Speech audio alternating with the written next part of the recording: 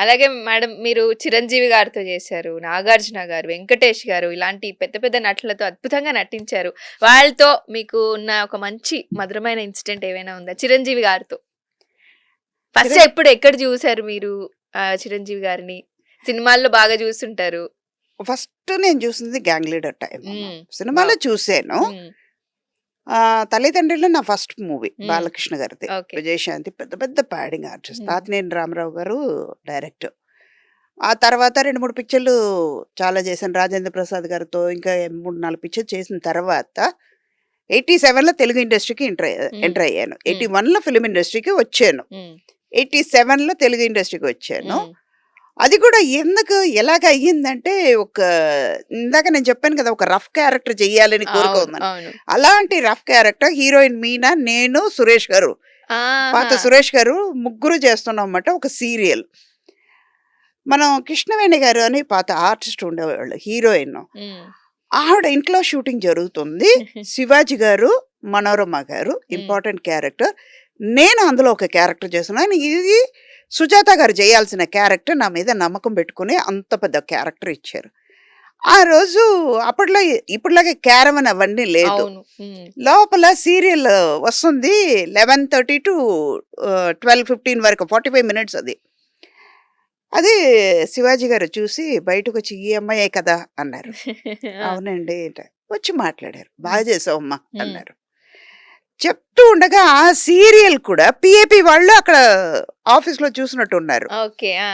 అప్పుడు పరుచూరి బ్రదర్స్ చూసారు ఆ హ్మ్. సీరియల్. హ్మ్. "ఈ అమ్మాయి బావుంది. ఎవరో పిలవండి ఈ హ్మ్. క్యారెక్టర్." కొంచెం రఫ్ క్యారెక్టర్ అది వదిన. ఆ! వెటకారంగా మాట్లాడుద్ది అవును. బాలకృష్ణ ఓకే. గారితో. ఆ!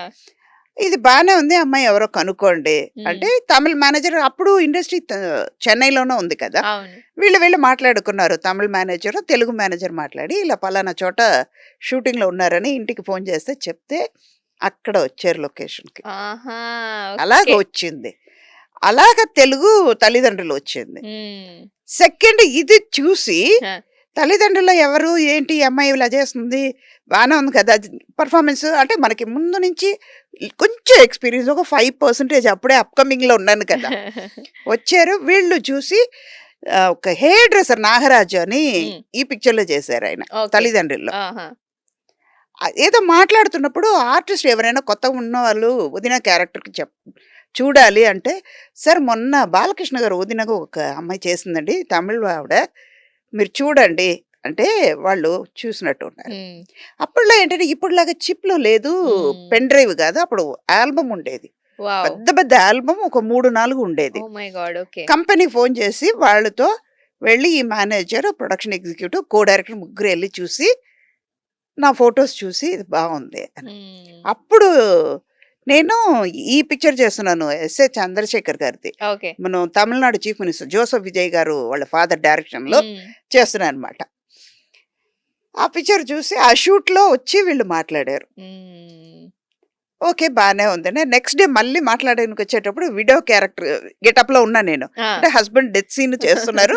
బానే ఉందని ఓవర్ నైట్‌లో క్యారెక్టర్ మార్చారు. మోడర్న్‌లో ఉండి ఆహా! టక్కన మార్చి ఈ క్యారెక్టర్ సింపతిగా ఉంటుంది. హ్మ్. చాలా బావుంటుంది. ఒకవేళ ఆ క్యారెక్టర్ చేసుంటే ఎళ్ళిపోయేదాన్నేమో. ఈ పాటికి ఈ అదే పాటికి గదా! ఉండుండను. ఆ!